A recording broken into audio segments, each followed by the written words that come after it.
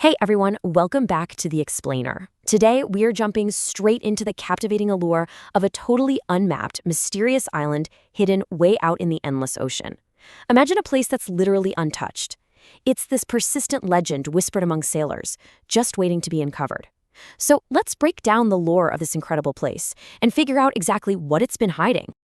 What if the greatest treasure is in gold, but a secret? It's so easy to just assume that ancient nautical legends always lead straight to overflowing chests of jewels or, pirate coins. But today, we are completely challenging that assumption.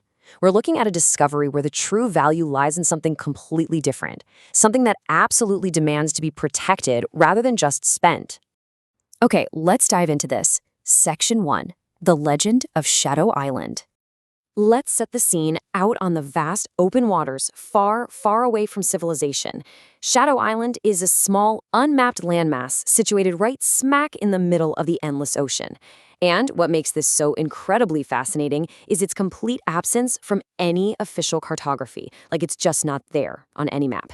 It exists purely in the rumors exchanged by seafarers, making it a genuine ghost story of the sea. Now, the specific details of these rumors are what really catch your attention. This wasn't just some barren rock out in the water. No way. Sailors reported seeing strange blue lights glowing from the thick forests at night. The folklore detailed hidden caves, completely undocumented creatures, and right at the center of it all, a treasure said to hold the very secret of the island itself. Which brings us to Section 2, the grandfather's hidden diary. So, how do we actually go from maritime myth to a tangible discovery? Well, it starts with a young explorer named Leo. One day, while rummaging around, Leo stumbled upon an incredible find in his grandfather's attic. We usually just find old tax returns or dusty holiday decorations up there, right? But Leo, he found an old sailor's diary. And this diary belonged to someone who had actually visited this mythical place. Suddenly, that sailor folklore became a real first-hand account. Section 3. Journey into the Fog. Armed with these newfound clues, very curious and honestly excited, Leo decides to set sail. He spends days navigating the endless ocean, relying entirely on those old notes. And the crucial turning point happens when his boat enters a thick, blinding fog. It's like the island acts almost as a living, breathing entity. It only reveals itself after he successfully navigates through that obscuring mist. Upon arriving, Leo steps into this untouched, vibrant ecosystem that has been completely isolated from the rest of the world.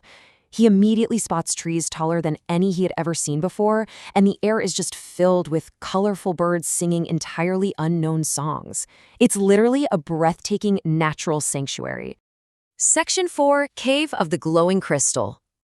As Leo's exploration continues, he crosses a physical threshold, venturing into a hidden, damp cave tucked right behind a cascading waterfall.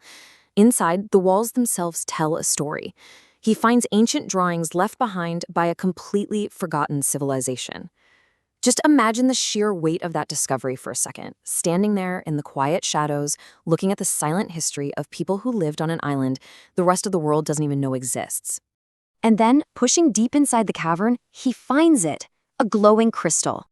This wasn't just some shiny gem or a lump of gold. It was the very source of the island's magic.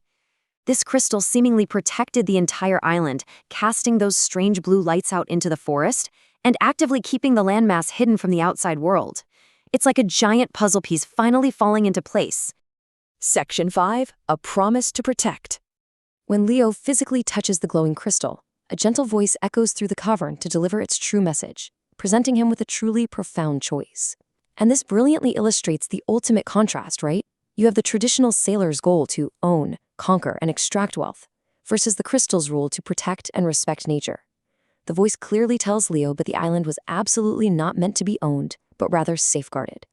So, how does Leo respond to this ultimate test? Well, he makes a critical decision right there in the cave. He promises to keep the island's secret safe. He prioritizes the preservation of nature over his own personal glory, completely rejecting the fame that would undoubtedly come with revealing such a massive geographical discovery to the rest of the world.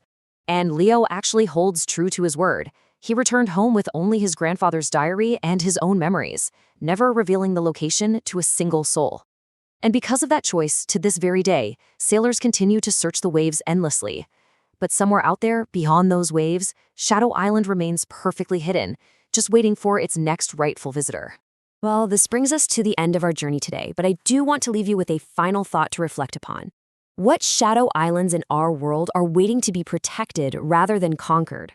When we encounter untouched nature in our own reality, are we approaching it with the intent to own or the intent to respect? Thank you so much for joining me for this explainer. Stay curious, and I'll catch you next time.